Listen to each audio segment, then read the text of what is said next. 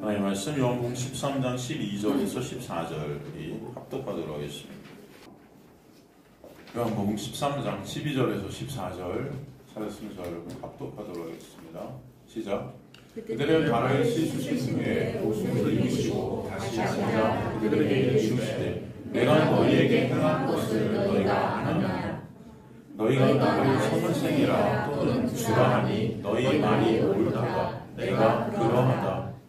내가 주와 또는 선생이 되어 너희 발을 씻었으니 너희도 서로 발을 씻어주는 것이 옳으니라. 아멘.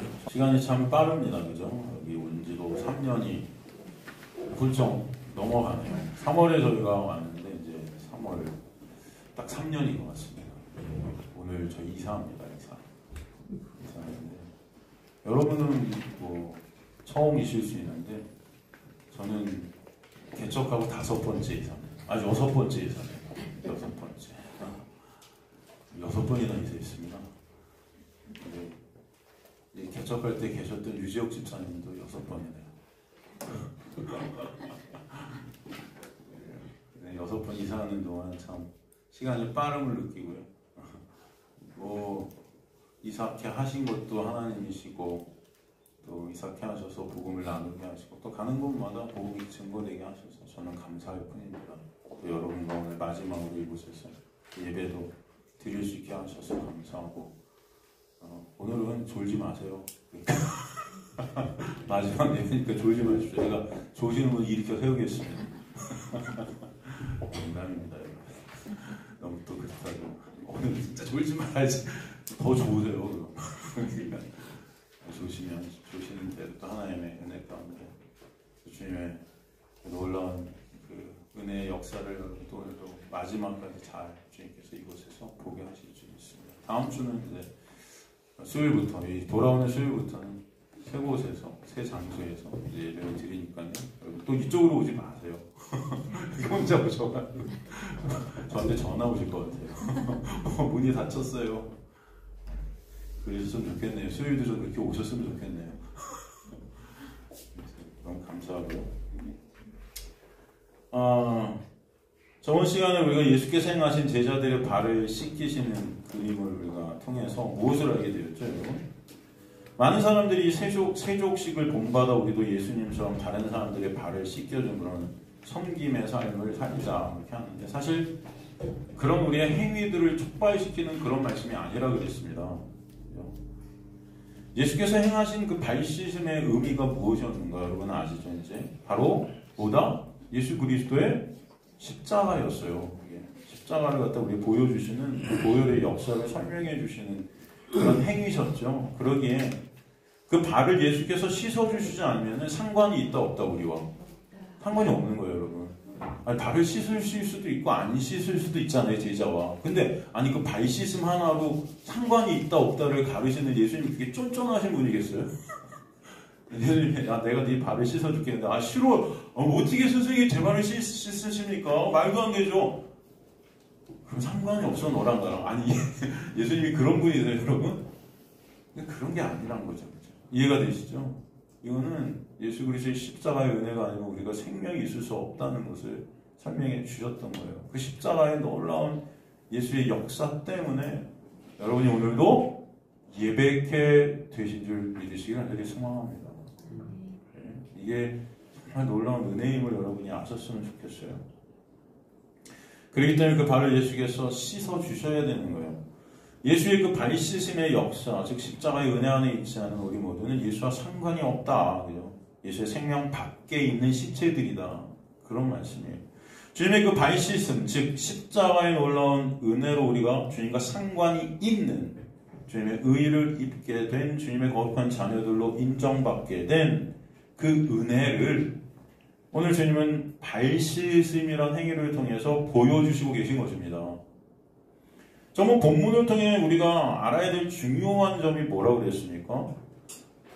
발 씻음을 당해야 주님의 그 분깃을 얻는 자가 된다고 하니까 베드로가 여기서 상관이 있다는 단어가 분깃을 얻다 그런 단어를 했죠. 여러분 기억나시죠? 제가 지금 또 갑자기 분깃을 얻다니까 여러분 무슨 말씀인지 그렇게 하실 것 같아서 내가 너 발 씻지 않으면 너랑은 상관이 없어. 그것은 분깃을 그래야 네가 얻을 수 있어. 그러니까 베드로가 그러면은 내 발뿐만 아니라 내 손도 내 머리도 좀 씻어줘야 돼. 그러니까 목욕시켜줘야 돼. 다 씻어줘야 좀 분깃을 좀 많이 좀 얻게. 그러니까 인간들은 뭘 해도 자신들의 유익을 구하는 그런 자들이 우리는 보게 되죠. 그랬더니 예수께서 뭐라고 그러세요? 뭐라고 그러셨죠? 발뿐만 아니라 손도 머리도 좀 씻어주니까 예수님이 뭐라 그랬어요? 이미 목욕한 자는 씻을 필요가 있다 없다? 없다. 그죠? 이미 온몸이 깨끗하다. 그러죠? 이게 과거 완료구수였다고 그랬어요. 이거는 이미 다 끝나버렸다는 거예요. 이미 다 깨끗해지는 상태라는 것입니다. 그죠? 이미 창세 전에 거룩한 하나님의 백성들이 된 자들은 이미 완성된 자들이라는 거예요. 그죠? 제가 그래서 그런 질문을 드렸죠.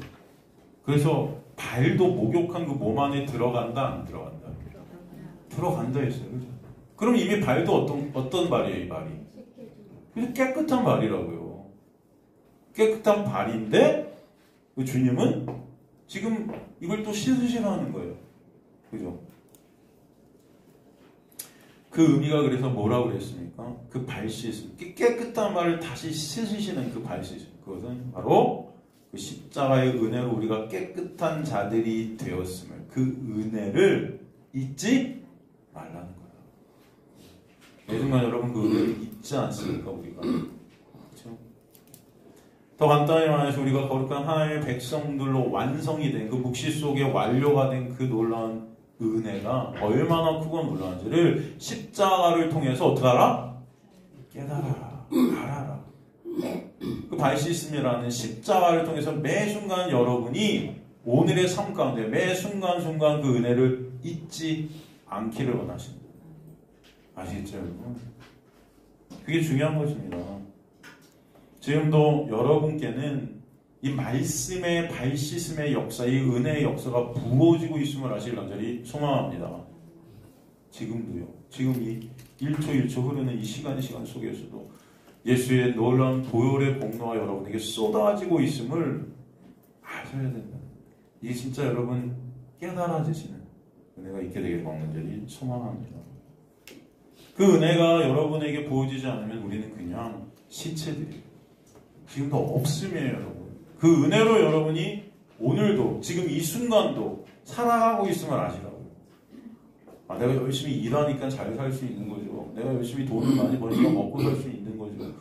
내가 하는 것들이 때문에 내가 지금 이 자리에 있는 거죠 라고 생각하시면 그건 그리스도인이 아니에요. 여러분 하나님의 은혜가 아니면 여러분 이 자리에 있을 수 있다 없다? 없음을 진짜 여러분 아십니까? 이게 여러분의 인생 가운데 깨달아지시기 간절히 소망합니다. 그것이 바로 사랑하시되 끝까지 영원히 변치 않고 사랑하시는 하나님의 영광됨이라는 거예요. 영광. 그죠? 독사라는 헬라어 그 영광은 하나님의 속성이 우리에게 보여지는 겁니다. 뭘로 보여줘요? 그 십자가의 은혜로 보여줍니다. 그래서 주님은 12절에서 그들의 발을 씻으는 옷을 입으시고 다시 앉아 그들에게 이르시되 내가 너희에게 행한 것을 너희는 아느냐 물으시는 것입니다. 이게 진짜 뭔지 알아? 여러분 지금 이 질문은요 여러분께도 지금 드려지는 질문이거든요. 주님의 그 발 씻음의 역사가 뭔지 아느냐? 이들은 그걸 알았을까요? 몰랐을까요? 몰랐어요. 여러분은 아십니까? 그 은혜 잊지 않으십니까? 아세요, 여러분? 내가 너희에게 행한 것을 너희가 아느냐? 이노스케테 티 페이오에카 휘민 이렇게 문장이 헬라어 원문으로 써져 있어요. 이 페이오에카는 이 포이에오에서 나온 단어죠. 포이에오가 뭐죠, 여러분? 포이에오 완료형으로 이게 쓰였어요. 이미 다 끝내버린 이 행함들, 이 십자가에서 이루신 그 놀라운 언약의 역사, 이걸 너희가 알아? 이 페이에오가 이게 포이에오, 이게 뭐예요? 창조하다라는 뜻이잖아요. 포이에마가 뭐예요? 포이에마? 창조물이라는 거잖아요. 걸작품이란 거예요. 포이에마. 그래서 포이에오, 내가 지금 만든 이 창조의 역사, 이 발시즘의 역사라는 건 십자가에 이루신 그 언약의 완성을 통해 이미 창조되어진 그 놀라운 은혜, 그 은혜가 얼마나 크고 놀라운지를 아는가 잊지 말라.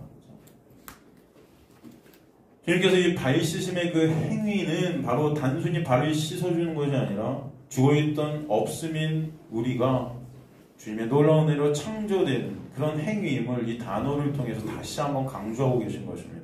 그 발 씻음의 행위는 곧 창조의 역사이고 이미 창세전에 하나님의 은혜로 택하심을 받게 된 그 놀라운 백성에게 부어지고 있는, 지금도 부어지고 있는 그 은혜라는 것입니다.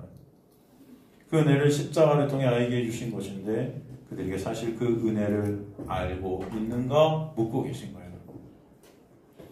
그들이 예수께서 행하신 발 씻음의 행위가 무엇을 의미하는지 모르기 때문에 주님은 그 행위가 무엇을 뜻하는지 아는가 하고 물으심으로 그들이 전혀 그것을 이해하지 못하고 있음을 다시 또 역설적으로 말씀해 주시는 것이죠. 성령이 우리 안에 오셔서 말씀을 통해 예수 그리스도의 그 십자가의 은혜를 알게 해 주시길 간절히 소망합니다. 그래야 저와 여러분도 이것이 체육될 줄로 믿습니다. 그래야. 우리가 지식적으로 안다는 것은 아는 게 아니에요, 사실. 그 지식은 여러분 그저 관념을 일으키고 여러분의 교만을 부추길 뿐입니다. 여러분 삶 가운데 이것이 진짜 체월되어지는 역사가 있게 되기를 간절히 소망합니다. 이 은혜가 뭔지 주님 알게 하여 주옵소서. 그래야 그 은혜로 말미암아 격발되어지는 여러 것들이 여러분의 의로 쌓아지지가 않아요. 그런데 그 은혜를 모르고 여러분이 행하는 모든 행위들은 결국 다 내 의로 쌓아지게 될 거예요. 그것 때문에 결국 다른 사람들을 정죄하고 있는 우리의 모습들, 또 나를 정죄하고 그 행위로 하나님 앞에 서려는 우리의 모습들로 자꾸 점철되어지는 것입니다. 저와 여러분이 진정 은혜를 조금이라도 깨달아서 예수의 놀라운 은혜로 주님 앞에 설 수 있다는 그 놀라운 역사가 얼마나 크고 놀라운지 찬송이 되어지는 그런 예배자들이 되시기를 간절히 소망합니다.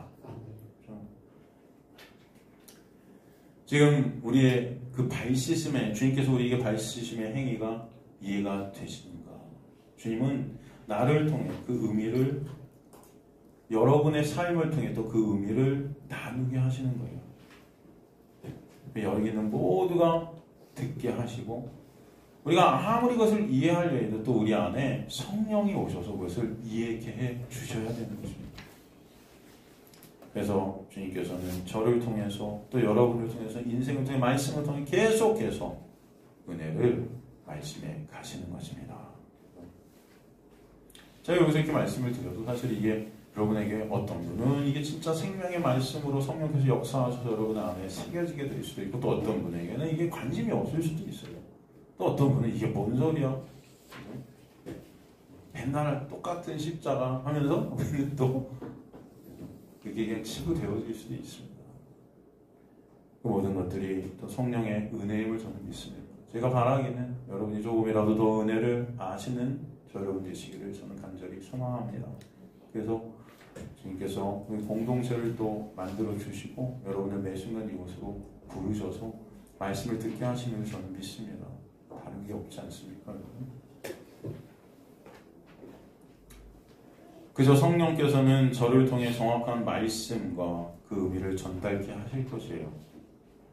그리고 여러분 안에서 역사하시고 말씀을 통해 예수 그리스도의 그 놀라운 은혜를 알도록 이끌어 가실 줄 믿습니다. 주님은 그리고 너희가 이 세족식을 내가 행한 것 같이 행하면 되가 아니라 먼저 아는가 하고 물으시는 것이에요. 아는가. 말씀으로 그 예수를 아는가. 말씀으로 참 하나님을 아는가. 그것이 뭐예요? 영생이라고 하지 않습니까? 그 오늘 본문에서 먼저 그 아니 물으시는 거예요. 세족식을 해.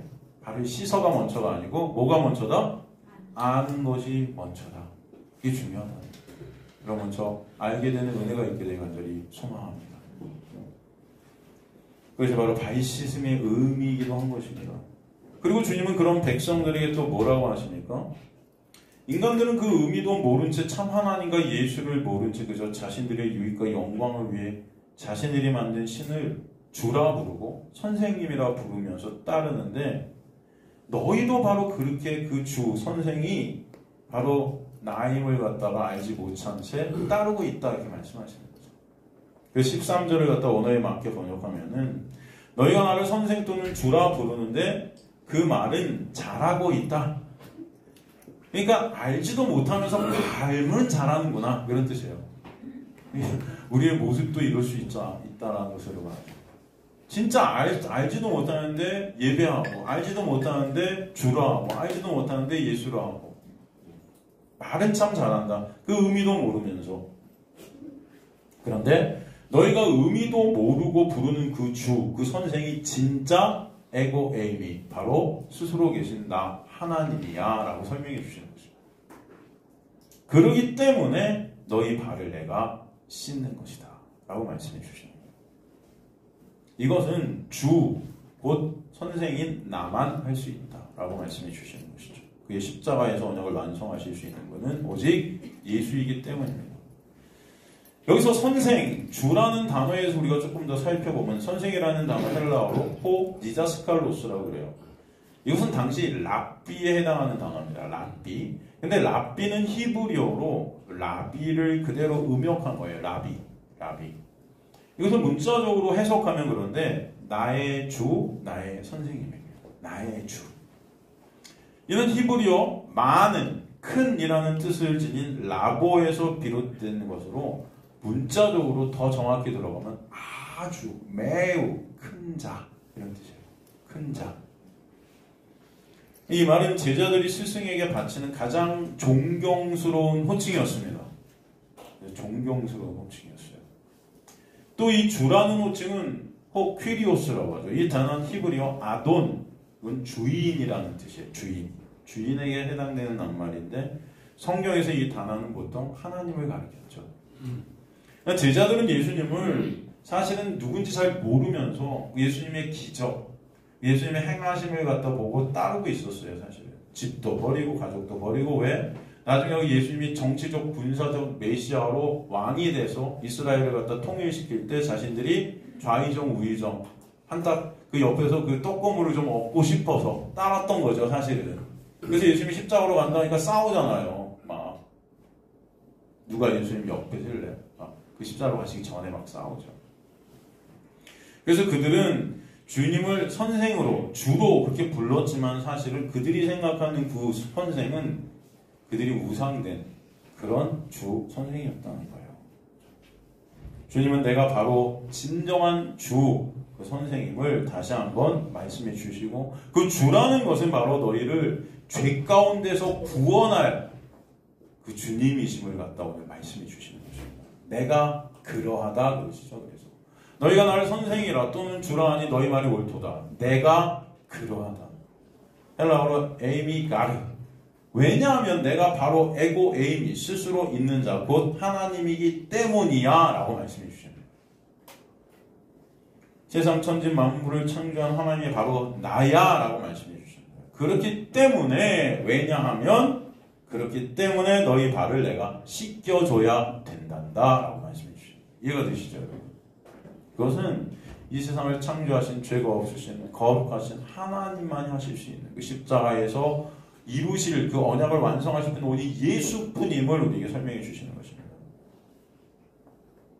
그리고 14절에 뭐라고 그러죠? 내가 주와 또는 선생이 되어 너희 발을 씻었으니 너희도 서로 발을 씻어주는 것이 어떠하? 옳으니라. 그냥 이 말을 들으면은 여러분 어떤 생각이 듭니까? 아, 예수님이 우리의 발을 씻어줬으니까 우리도 서로 발을 씻어줘야 되겠구나. 그래서 세족식을 교회들이 이렇게 하는 거예요. 서로 발을 막 씻어주는 거죠. 근데 여기서 발을 씻어주는 것이 뭐라고 그랬죠, 여러분? 어떤 의미라고 그랬어요? 십자가. 그러니까 너희도 서로 그 발을 씻으라는 것은 뭐예요? 십자가의 보혈의 은혜를 서로 사실 나눠지기를 원하시는 거죠. 그죠? 그 십자가의 놀라운 은혜. 그 은혜만을, 그 예수 그리스도의 보혈만을 의존하며 그것이 나눠지기를 원하시는 거예요. 근데 여기서 재밌는 것은 너희의 서로 발을 씻기는 것이 옳다에서 그 옳다라는 헬라어 원어. 이 문장을 하면 히메이스 오페일레테 알레론 니프테인투스 포다스 이렇게 돼 있거든요. 포다스가 발이고 니프테인이 씻어지다 이런 뜻이에요. 알레론은 서로 상호간에. 그런데 여기서 오른이라고 우리 성경에는 해석이 되어 있지만 헬라어 원문은 이게 오페일레트. 오펠레테라는 헬라어. 여러분 이건 굉장히 중요한 단어입니다. 사도 바울이 여러분 이것을 갖다가 썼죠. 로마서에서. 이 단어는 뜻이 뭐죠 여러분? 혹시 아십니까? 이게 빚지다. 사도 바울가 내가 복음의 빚진 자다 할 때 이 단어 쓴 거예요. 이해가 되시죠 여러분? 참 재밌죠? 이게 옳다라고 했는데 사실 우리말 성경에는 옳다 이렇게 해석을 했지만 정확한 뜻은 뭐예요? 서로의 발을 어떻게 해요? 씻어주는 것이 빚진 것이다. 뭐 이런 뜻이거든요. 이게 어떤 의미일까요? 로마서 1장 14절을 보면 헬라이나 야만이나 지혜 있는 자나 어리석은 자에게 내가 어떤 자다? 빚진 자다. 사실 이게 이 의미예요. 이해가 되시죠? 서로의 발을 씻기는 것을 빚졌다는 거죠. 근데 그 발 씻김이라는 게 뭐라고 그랬어요? 십자가에 놀라운 은혜라고 그랬잖아요. 은혜에 빚진 거예요. 복음에 빚진 거예요. 그러니까 주님께서는 지금 여기서 말씀하시는 건 간단하게 복음에 빚진 자로 살게 하시겠다는 거예요. 이해가 되시죠, 여러분? 응? 그러니까 니네가 서로 발을 막 씻어주고 이런 게 아니고요, 여러분.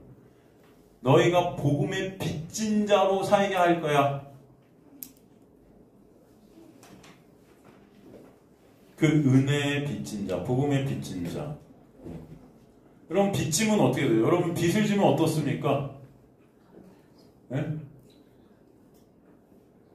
갚아야 되는데 예수께서 우리에게 주신 그 놀라운 은혜를 여러분이 갚을 수 있어요? 없어요? 있어요? 없어요? 난 있다. 오늘도 여러분은 그 은혜가 부어지고 있고 그 은혜로 우리는 지금도 살아가고 있죠? 그는 갚는 그런 수준이 아니고 여러분 매 순간 지금도 우리는 그 은혜를 받아야 돼요. 매 순간 우리는 빚진 자일 수밖에 없는 거죠. 그죠?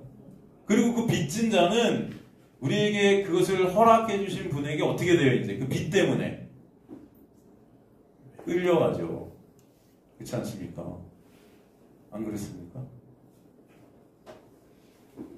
그리고 지금도 그 빚 때문에 매 순간 그 은혜를 잊지 않게 되는 거예요. 은혜라는 그 빛을, 그죠? 그게 바로 복음의 빚진 자의 삶이에요. 그래서 여러분 복음의 빚진 자는요, 사도 바울이 내가 복음의 빚졌다는 것은 바로 그 복음의 주체 되신 예수 그리스도께서 나를 끌고 계시다. 지금도 예수가 나를 끌고 가고 계시다. 그 삶을 살 수밖에 없다라는 거예요, 여러분. 그죠? 그네의 복음에 끌려가면서 그네의 본체신 예수만 바라보게 된다는 거예요. 근데 그 은혜가 없으면 안 되는 그런 놀라운 그 은혜의 실체를 우리가 삶을 통해서 나의 모습을 통해 보게 됩니다. 그게 너무 감사한 거죠. 감사한 거예요. 그래서 그 은혜를 나누게 하신다는 것입니다. 지금 저와 여러분이 그 은혜를 어떻게 하고 있는 거예요? 나누고 있는 거예요. 성령께서 저를 통해서 말씀을 나누게 하시고 여러분이 그 말씀도 듣고 서로의 삶을 통해 나누게 하시고 공동체 안에서 또 나누게 되는 그런 역사가 있게 되길 간절히 소망합니다. 그죠? 다른 게 아니에요.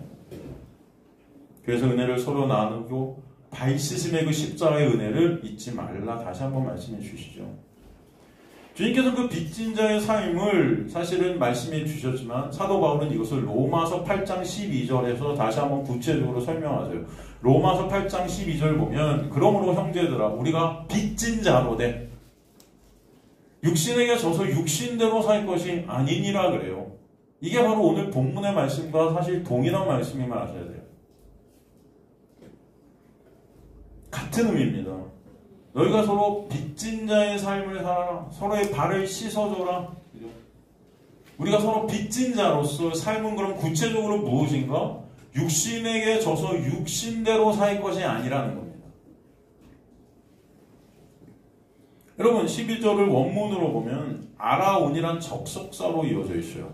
그 결과 이런 뜻이거든요. 아라운 그 결과로 그러므로 형제들아 우리가 빚진 자가 되었으니까 육신에 져서 이제 육신대로 살 것이 아니야. 이게 오늘 본문과 똑같은 거예요. 너희 서로의 발을 씻어줘.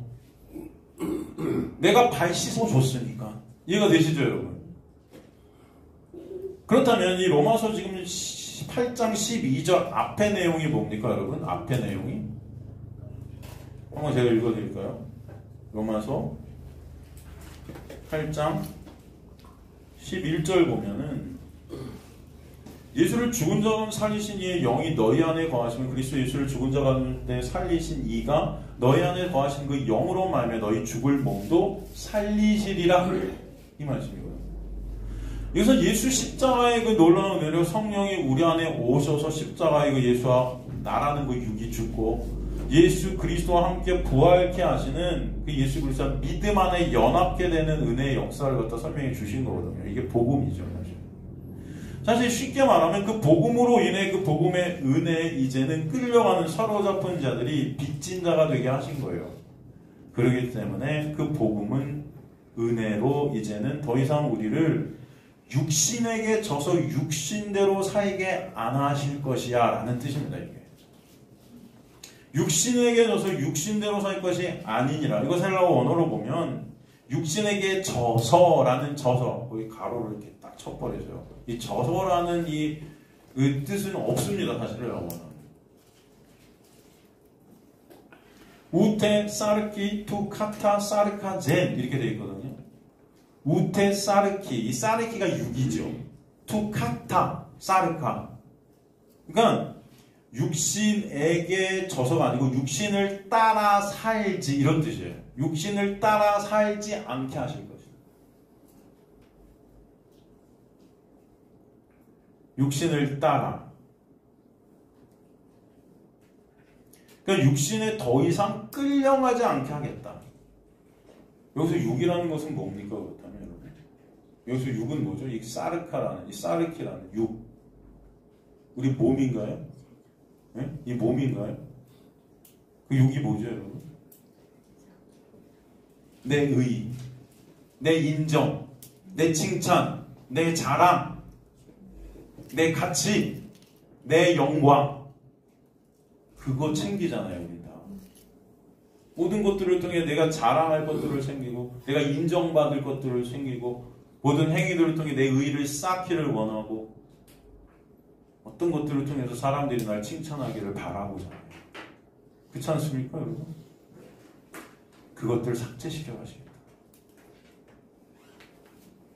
그 나라는 육의 영광을 위해 더 이상 내가 사는 자가 되지 않고 은혜에 끌려가게 하심으로써 그 은혜가 그 육을 오히려 삭제시켜 가시는 자리로 끌려가서 누구만 찬송받으시게, 누구만 자랑되시게, 예수만 자랑되시고 예수만 찬송받으시고 예수만 우리의 가치 되는 자리가 되게끔 하시겠다. 여러분, 육으로 살지 않게 하시겠다는 것이죠. 그걸 네 글자로 뭐라고 그러죠? 그것을 네 글자로 자기 부인이다. 아시겠죠, 여러분? 그럼 오늘 말씀은 예수께서 우리를 구원하신 후에 우리를 이제 어떤 자리로 끌고 가시겠다?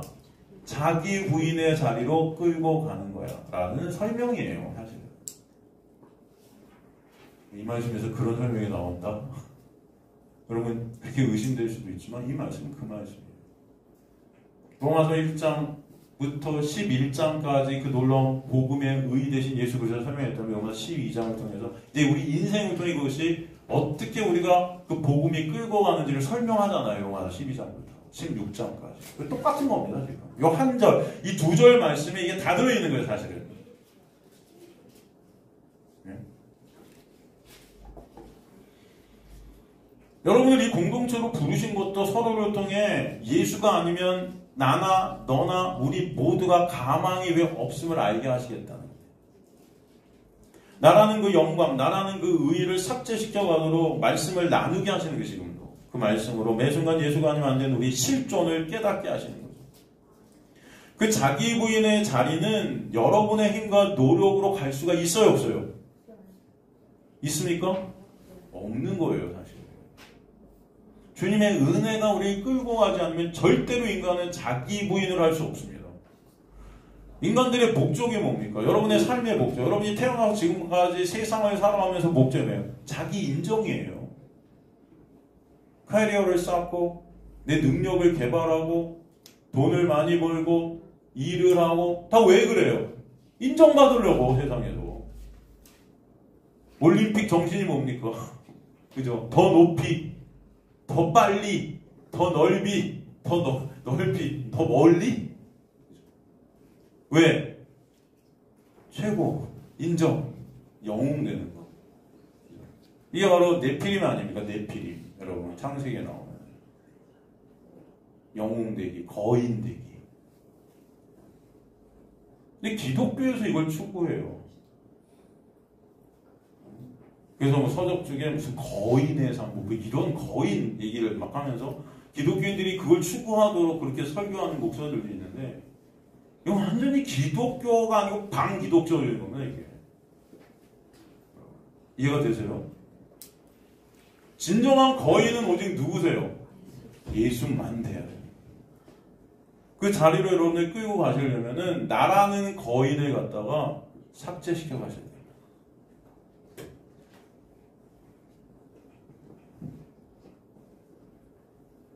그러니까 지금 주님께서 우리에게 말씀하시는 이 말씀은 우리를 복음의 빚진 자로 살게 하시면서 은혜가 왕노릇하게 하셔서 예수 그리스도의 놀라운 은혜로 말미암아 나라는 그 육이 삭제되게끔 역사에 가시겠다는 것이죠. 그래서 우리의 구원이라는 것은 오직 하나님의 은혜, 하나님의 열심으로만 된다는 것을 보게 하시겠다. 내 영광, 내 유익, 모든 것을 나로 끌어당기는 그런 나라는 육을 매 순간 복음의 은혜로, 복음의 역사로 끊어내시겠다. 그것을 자기 부인의 삶으로 역사해 가신 주님의 은혜라 믿습니다. 예수께서 자기 부인에 대한 말씀을 하셨는데 그 대표적 말씀이 마태복음 16장 24절이죠. 마태복음 16장 24절 보면은 이에 예수께서 제자들이 예수 누구든지 나를 따라오려거든 자기를 부인하고 자기 십자가를 지고 나를 따라라 이러죠. 그러니까 많은 기독교인들이 이걸 갖다가 실천하려고 엄청 노력하죠, 여러분. 근데 여러분 이 말씀을 갖다 실천하려고 노력하는 그 자기 부인이라는 걸 갖다가 근데 기독교인들, 교회 다니는 사람들이 헷갈려요. 이걸 갖다 잘 몰라요. 자기 부인이 뭔지 몰라요. 십자가를 진다는 것이 뭔지 몰라요. 그래서 고작 이런 것들을 어떻게 해석하냐면은 남들이 욕해도 참고 교회 열심히 나가는데 가족들이 막 핍박해. 교회 나가지 말라고 막 핍박하고 그러면 그거 견뎌내고 그런 걸 십자가를 진다고 생각해요. 누가 교회에서도 막 상처 주고 그래도 그거 참아내고 하나님 저 상처 받았는데요. 주님 오늘 그 사람한테 그거 돌려주지 않고 참고 있습니다 하면서 막 기도하면서 눈물 흘리면서 자기 부인을 이루어 가시는구나. 이렇게 생각한다고요. 그죠? 그걸 갖다 우리는 자기 부인이고 십자가라고 생각했어요. 근데 그런 게 아니라는 것입니다. 그러니까 예수 믿는데 걸림돌이 되고 방해가 되는 것들이 있는데 꿋꿋이 견디면 예수 믿는다는 것. 그걸 자기 의 쌓기라 그래요. 자기 십자가가 아니고. 이걸 거꾸로 알고 있죠, 인간들이. 여러분, 자기 부인은요, 절대 여러분의 힘과 노력으로 안 돼요. 그래서 예수께서도 여러분 십자가에 달리신 것입니다. 예수께서 사실은 그 사실을 갖다 예수 스스로가 우리에게 잘 보여주셨어요. 예수께서 십자가를 지고 나를 따르라고 하셨는데 예수님도 그 십자가를 끝까지 지셨습니까? 못 지셨습니까? 네? 지셨어요? 못 지셨어요? 못 지셨어요? 지신 거 아니에요? 못 지셨죠. 그래서 그 누가 지고 가죠? 누구죠? 혹시 아세요? 모르셔서 이름이 뭐 중요하겠습니까? 예? 구레네 시몬이죠.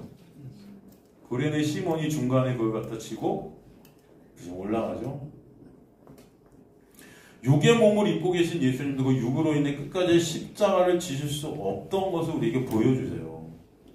그런데 죄로 물든 육을 지는 우리에게 십자가를 지고 자기 부인을 하라는 이 명령이 우리가 이것을 하실 수 있다 여겨서 하신 명령일까요, 여러분? 아니라는 거예요. 사실 여러분, 만유의 주제 되시고 전능하신 예수님, 하나님 되신 예수님은 십자가를 단번에 옮기실 수 있는 능력이 있으세요, 없으세요? 있어요. 사실 예수께서 받으신 유혹이라고 하면 유혹이랄까? 라고 한다면 십자가를 끝까지 못 지는 그런 힘듦이 아니고 이것들을 능력으로 그냥 옮겨버릴 수 있는 그런 유혹이었을 거예요. 그렇지 않겠습니까, 여러분? 말 한마디면 세상을 창조하시는데. 그런데 주님은 그렇게 안 하시죠? 천사를 동원하지 않으세요. 능력을 발휘하지 않으세요. 주님은 당신이 지시지 못하는 그 십자가를 우리에게 보여주시면서 그 십자가를 우리에게 지라고 하시는 거예요. 왜? 그 십자가를 우리 힘으로 지려 하다 그 무게를 이기지 못하고 바닥에 뒹굴어져 봐야 비로소 그때 우리 힘이 아닌 주님의 능력으로만 십자가는 지어질 수 있음이 체험되기 때문입니다, 여러분. 많은 사람들이 예수님의 십자가의 은혜를 말하면서 그 은혜를 갑자 얘기해요. 그래서 서로의 발을 씻겨주자 그것이 섬김이다 착각하는데 그 은혜를 인간은 갚을 수 없기 때문에 오늘도 그 은혜로 여러분을 끌고 가심을, 그러므로 빚진 자의 삶을 살게 하신 그 은혜가 계속 감사하게 되고 그 은혜의 주님 되신 예수 그리스도를 바라보게 하심을 주님은 원하시는 것을 아시기 바랍니다. 그 십자가의 삶 가운데 내가 질 수 없는 그 십자가, 그것이 바로 자기 부인의 자유라는 거예요. 내 힘과 노력으로 절대 불가능한 그 십자가를 그러나 예수께서 저 주시는 그 놀라운 은혜를 삶을 통해 보게 하시는 거예요, 여러분. 그래서 사도 바울이 뭐라고 고백합니까? 약할 때 강한 되셨다. 그죠? 사도 바울도 그것을 스스로가 지려고 율법의 완전한 자가 된 하나님 앞에 서보려고 했죠. 돼요, 안 돼요? 안 되는 거예요. 예수로 구원받은 후에도 아마 사도 바울도 무탄히 애썼을 거예요. 내 자신을 부인하고 십자가를 지려고 무탄히 노력했을 겁니다. 우리보다 한 100배, 1000배 더 노력했을 거라고 저는 믿어져요. 그런데 그럴 때마다 안 되는 거야. 그럴 때마다 내가 죄인 중에 괴해지고 더 그런 나의 의의가 드러나고 깨지고 엎어지고, 그죠? 예수의 은혜가 아니면 나는 지금도 없음이구나. 그것을 깨닫는 자리로 끌려갔던 겁니다. 그죠? 그래서 나의 나 된 것은 하나님의 은혜입니다라는 고백이 되는 거예요. 인간의 죄된 육은 그 십자가를 내가 져서 그 의로 하나님 앞에 서려 합니다. 그 육을 그러나 주님은 은혜 가운데 삭제시키시는 역사를 일으키셔서 오직 예수 그리스도만을 바라보게 하시는 거예요. 그 은혜만 남는 자리로 그 은혜가 이끌어가는 역사, 그것이 바로 그리스도인의 인생들이 되고, 그러기 위해 저 여러분을 또 이곳으로 부르셔서 오늘도 공동체 안에서 말씀을 나누게 하시고 그 은혜를 깨닫게 하시는 줄 믿습니다. 그러기에 은혜로 구원하시는 그 은혜가 여전히 계속 우리 인도에 가시는 놀라운 은혜를 오늘 본문을 통해 또 설명해 주시는 것입니다. 우리에게 말씀하신 그 발씻음의 삶이라는 것은 우리 힘과 노력이 아닌 주님의 은혜가 이루시는 역사임을 알게 하셔서 결국 주님만 찬송 받으시게끔 인도에 가시는 거예요. 주님은 그 은혜로 주님의 열심으로 홀로 구원을 시작하셨고 완성시키셨고 우리 인생 가운데 완성시켜 가고 계신 거예요. 우리를 주님의 열심으로 주님께서 원하시는 당신의 거룩한 자녀로 만드시는 것입니다. 그 과정을 통해서 우리는 예수의 은혜를 깨닫게 되고 찬송케 되는 거예요. 예레미야 31장 31절에 33절이 바로 그 말씀 아닙니까? 제가 여러분과 항상 나누는, 그죠? 한번 다시 한번 볼까요? 그래도 예레미야서 31장 33절에서 31절에 33절 여러분 다 아는 말씀이잖아. 한번 그래도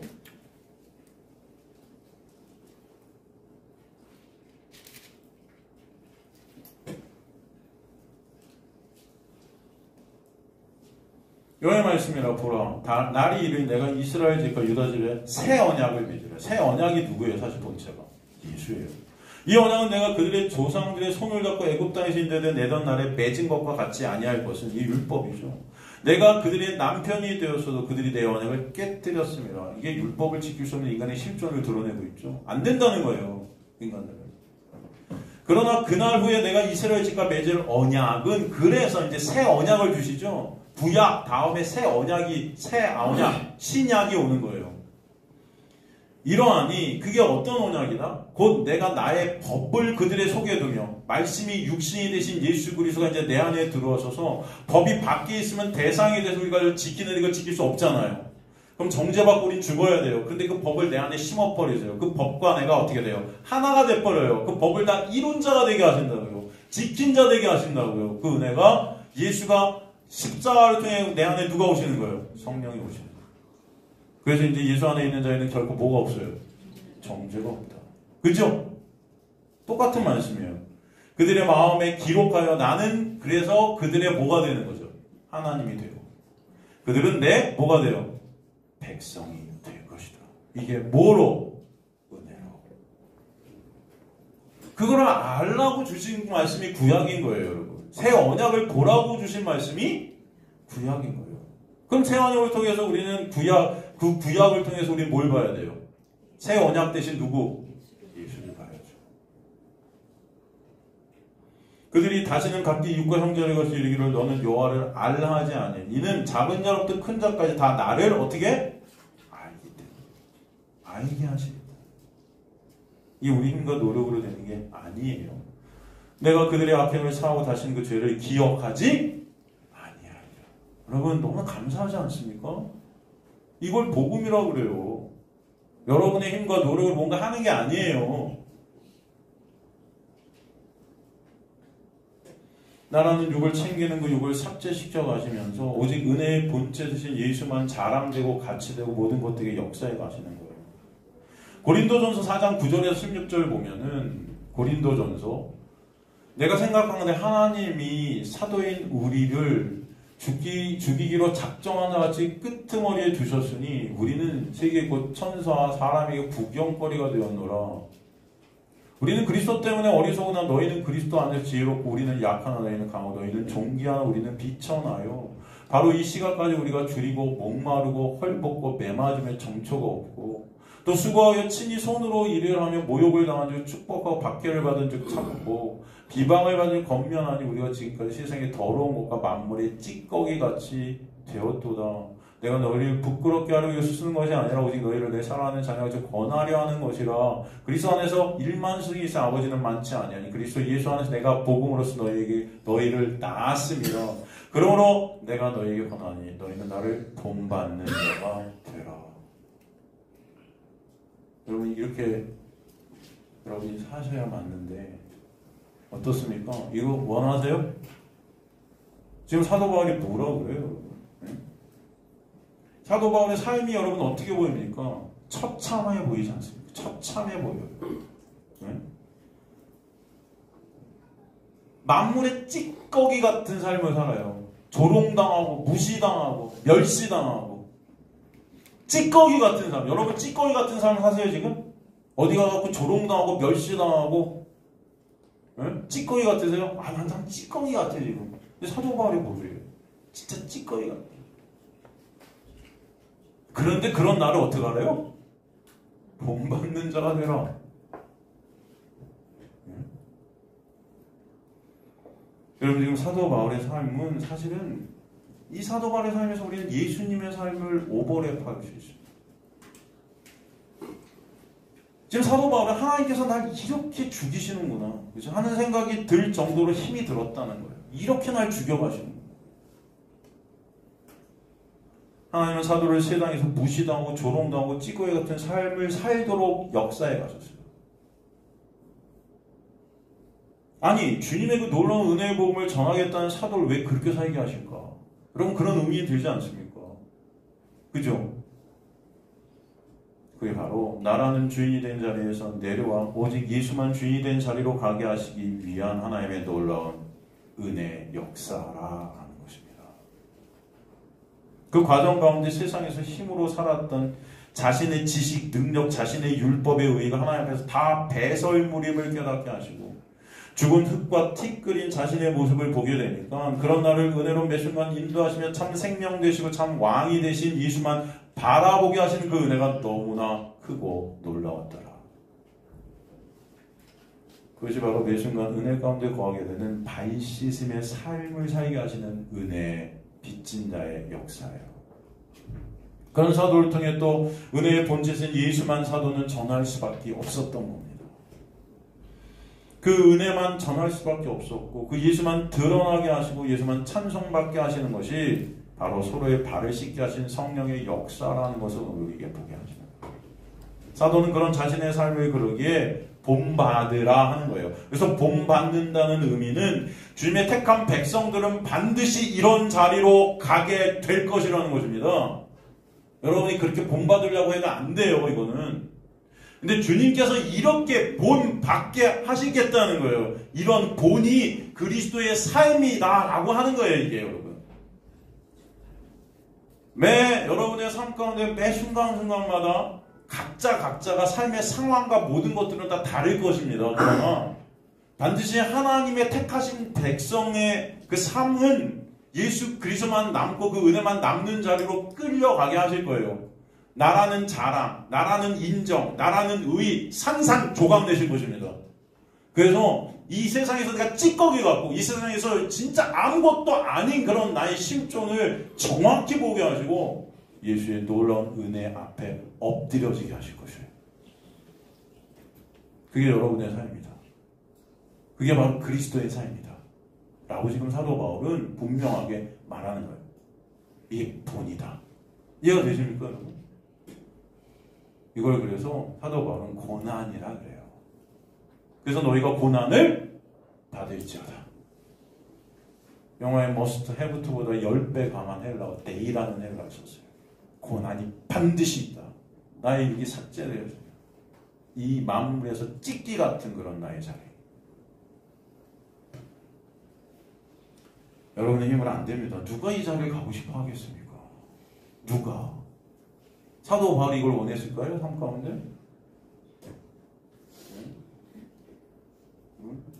하나님이 나를 이렇게 죽이시는구나. 40에 하나 더한 39대의 매를 얼마나 맞았고요. 매일 성에서 떨어져 거의 죽은 자 같이 16만 킬로를 걸어다니면서 전도를 활동하는 거예요. 사도 바울은 매일 죽음만 해거든요. 감옥에 갇힐 몇 번 하고요. 결국 목 잘려 죽죠? 이거 누가 원해요? 이거 원하시는 분? 여러분 아무도 못하세요. 이 삶은 하나님이 사도 바울을 이끄셨기 때문에 나온 거지 여러분 힘으로 아무도 이 자리에 못 갑니다.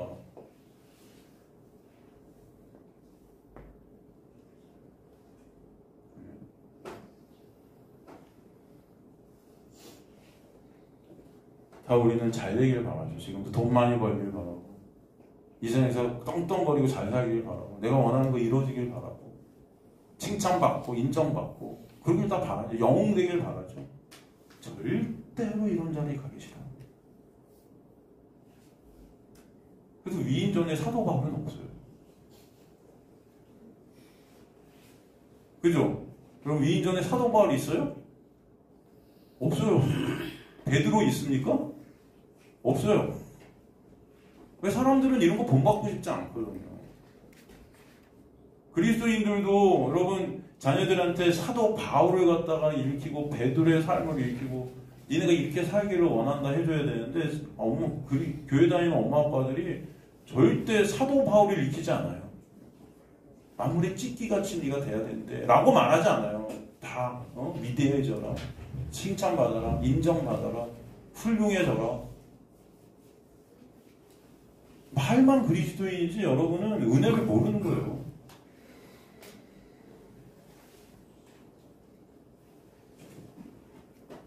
바로 이 사도 바울의 삶은 고난이고 환난이고 아픔이고 여러분 죽음이었지만 그것을 통해 하나님은 그 사도 바울을 거룩한 하나님의 자녀로 성도로 지음받게 하시는 거예요.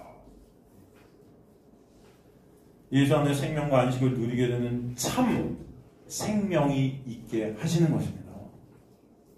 그 자체가 영광이라는 거예요. 전 저와 여러분이 눈이 열리고 귀가 열려서 참 영광을 바라보시는 주님의 백성들이 간절히 소망합니다. 참 영광. 이 세상의 영광이 아니에요. 육적 영광. 지금도 주님은 저와 여러분의 그런 자리로 인도에 가시길 간절히 소망합니다. 여러분 부산 국제영화제라는 게 있잖아요. 매년 열리죠. 거기 보면은 다큐멘터리 보면 최고상을 수상한 영화가 하나 있어요. 제가 옛날에 한 번 이거 소개드렸나 싶은데. 그럼 원앙소리라고 아세요? 원앙소리? 여러분 원앙소리가 뭔지 아세요?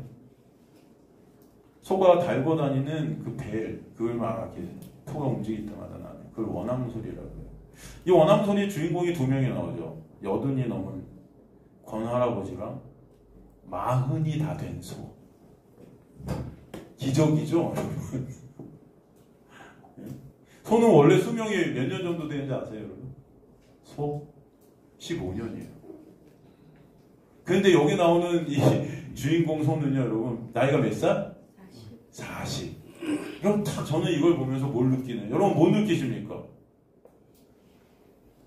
이스라엘의 광야 40년을 갖다 보면. 모든 걸 통해 여러분 예수를 보이는 저 여러분 되시기 간절히 소망합니다. 여러분 웃으실지 모르지만 저한테는 이게 큰 의미예요. 그래서 저는 이 소를 보면서요, 우리를 봅니다. 우리를 봐요, 진짜. 하나님의 백성들의 모습이 이 소에 담겨 있구나, 저는 그걸 느껴요. 여러분은, 하여튼간 설교를 할 얘기가 이제 아주 그냥 40이란 숫자까지 저렇게 그냥 이용해갖고, 목사님 좀 심하신 거 아니에요? 그러실 수도 있겠죠. 그러나 말거나 제 마음이지. 설교는 제가 하니까. 그죠? 하시든가 그럼 나와서, 여러분. 설교는 제가 하니까. 지금은 제가 떠드는 거 다 들으셔야 할 수 없어요. 이게 제 권한인 것 같아요. 물론 이걸 악용하면 안 되겠지만. 이 소는요, 이 누렁이라고 그러나? 하여튼간, 이 할아버지 극진한 보살빛 중에 40년을 잠들합니다. 그 소는요, 40년간 열심히 일을 해서 이제 등뼈가 앙상해졌어요. 등뼈가 다 보여요. 너무 앙상해졌어요. 이제 잘 일어나지는 못합니다. 그래서 쇠족을 할아버지가 먹여서 이랴 하면은 또 갑자기 일어나요, 또 이게.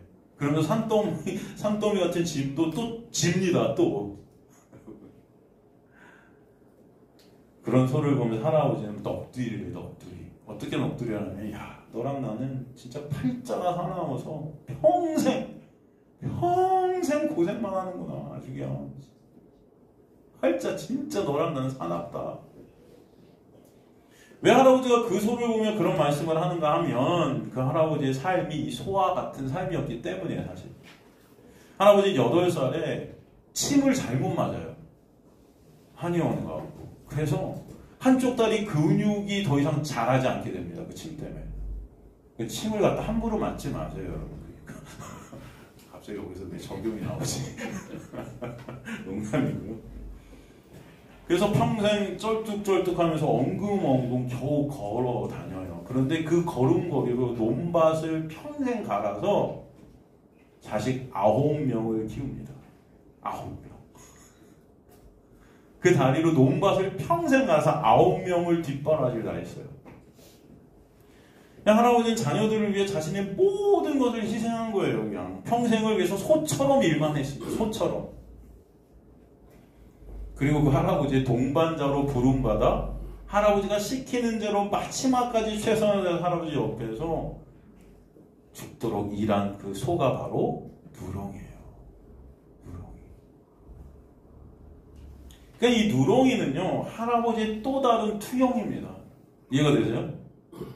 전 그게 그렇게 보여져요. 이 누렁이는 곧 할아버지 인생이다. 사도 바울의 인생을 통해 예수님이 보이는 것 같이 이 누렁이를 통해서 저 할아버지가 보이는 거예요, 여러분. 그래서 저한테는 40이라는 숫자가 의미가 있어요. 여러분은 그렇게 웃으실지 몰라도. 이 할아버지가 누렁이를 보고 있으면요, 이 땅에 육을 입고 오셔서 당신의 자녀에게 생명을 주시고자 십자가에서 모든 것을 쏟으신 예수 그리스도의 모습과 그 십자가와 그 부활로 예수의 종으로 부름받아 이제 이 땅에서 예수와 같은 자기 부인의 자리로 끌려가는 그 종의 모습, 그 두 모습이 투영이 됩니다. 누렁이는 결국 노새에서 죽어가요. 누렁이가 죽어가면서 주인과 헤어지는 것이 아쉬워서 그 커다란 눈에서 눈물을 툭툭 떨어집니다. 동물 여러분 무시하지 마세요. 그래서 누렁이가 죽어가면서 그 커다란 눈에서 눈물을 툭툭 떨어져요.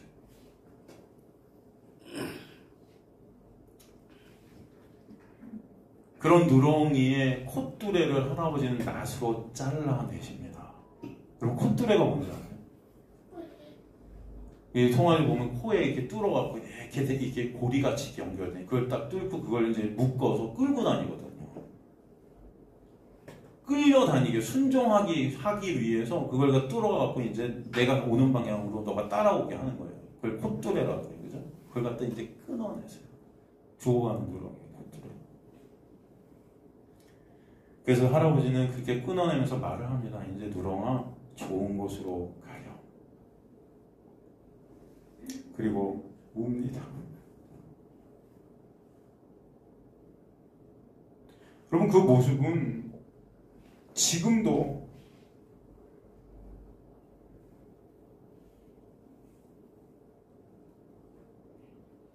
아무것도 할 수 없는, 죄만 생산해내는 그런 저와 여러분을 말할 수 없는 탄식으로 끌고 가시는 예수 그리스도의 은혜. 그래서 로마서 8장 26절 보면은 성령께서는 말할 수 없는 탄식으로 여러분을 끌고 간다 그러시는 거예요. 그 주님의 탄식은 우리가 하늘의 참 생명 되신 예수로 덧입게 되는 역사 가운데 있게 된 탄식이고, 생명 되신 예수로 삼킨 바 되게 하시는 생명의 탄식인 거예요. 그게 고린도후서 5장 2절의 4절 말씀 아닙니까, 여러분? 참으로 우리가 여기 있어 탄식하며 하늘로부터 오는 우리 처소를 덧입기를, 그 처소는 예수 그리스도란 장막이에요. 이렇게 이 부분 우리가 벗은 자들로 발견되지 않으려 함이라. 참으로 이 장막에 있는 우리가 짐진 것, 탄식하는 것은 벗고자 함이 아니요 오히려 덧입고자 함이니 죽을 것이 생명에 삼킨 바 되게 하려 하심이라. 여러분의 인생 가운데 나라는 육이 부인되어지는 그 끌려가는 복음의 빚진 자의 삶을 주님께서 여러분을 살게 가실 때 탄식이 있어요. 왜 나를 이렇게 하시지? 죽을 것 같이 힘들어 죽겠네. 근데 주님은 그런 여러분을 보면서 탄식하시면서 여러분을 끌고 가시는 거예요. 또 힘든 거 아세요. 아픈 거 아세요. 그러나 그 자리가 생명의 자리이고 여러분을 거룩한 하나님의 백성으로 완성시키시는 자리이기 때문에 그렇게 끌고 가신다고요. 주님은 십자가의 놀라운 은혜로 우리를 살리시고 부르셔서 우리 코에 콧뚜레를 끼우신 거예요. 그래서 주님께서 원하시는 목적지로 여러분을 끌고 가시는 거예요. 그리고 그 자리가 내가 원하는 자리가 아닌 나의 육이 삭제되는 자리이기 때문에 힘들어하고 탄식할 때 주님도 함께 탄식하시며, 그러나 그것이 생명임을 알게 하시는 것입니다. 주님은 반드시 여러분을 그런 목적지로 끌고 가실 수 있습니다. 그 자리가 생명의 자리이기 때문이에요. 그 자리가 영생의 자리이고 그 자리가 거룩한 하나님의 백성으로 지음받는 자리이기 때문이에요. 그리고 목적지에서 여러분의 코에 끼워진 그 은혜의 콧뚜리를 빼내주실 거예요. 그리고 자유와 안식이 여러분에게 있게 하실 줄 믿습니다. 그러면서 말씀하실 거예요. 고생했다고, 수고했다고, 잘 견뎠다고, 참 잘했다고 하실 것입니다. 그래서 그 주님의 은혜와 사랑 안으로 여러분을 함몰시키실 거예요. 결국 주님만 찬송 받으시게 하실 거예요. 지금도 우리는 당신의 거룩한 참 백성들로 완성시키시기 위해서 우리의 코에 콧뚜레를 끼우시고 우리와 동행하고 계심을 아시기 간절히 소망합니다.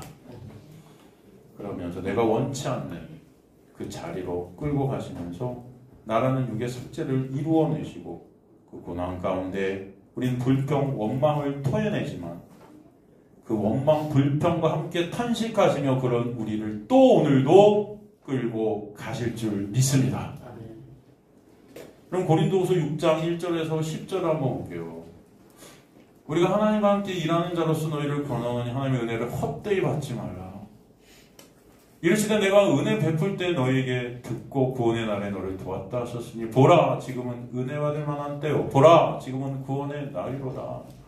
우리가 이 직분을 비방을 받지 않게 하려고 무엇이든 아무에게도 꺼리키지 않게 하고 모든 일에 하나님의 일꾼으로 자천하여 많이 견디는 것과 환난과 궁핍과 고난과 매맞음과 갇힘과 난동과 수고로움과 자지 못함과 먹지 못함 가운데에서도 깨끗함과 지식과 오래 참음과 자비함과 성령의 감화와 거짓이 없는 사랑과 진리의 말씀과 하나님의 능력으로 의의 무기를 좌우에 가지고 영광과 욕됨으로 그러했으며 악한 이름과 아름다운 이름으로 그러했느니라. 우리는 속이는 자 같으나 참되고 무명한 자 같으나 유명한 자요 죽은 자 같으나 보라 우리가 살아있고 징계를 받은 자 같으나 죽임을 당하지 아니하고 근심하는 자 같으나 항상 기뻐하고 가난한 자 같으나 많은 사람을 부유하게 하고 아무것도 없는 자 같으나 모든 것을 가진 자로다.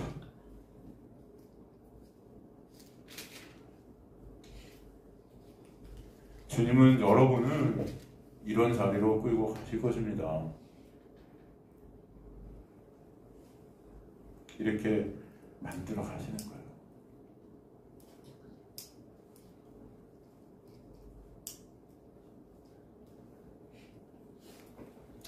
그렇기 때문에 매 순간 말씀으로 저와 여러분의 발을 닦아주시면서 그 은혜를 알게 역사에 가시는 줄 믿습니다.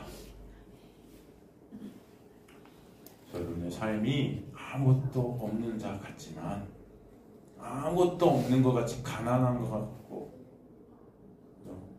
근심하는 것 같고 고난받는 것 같고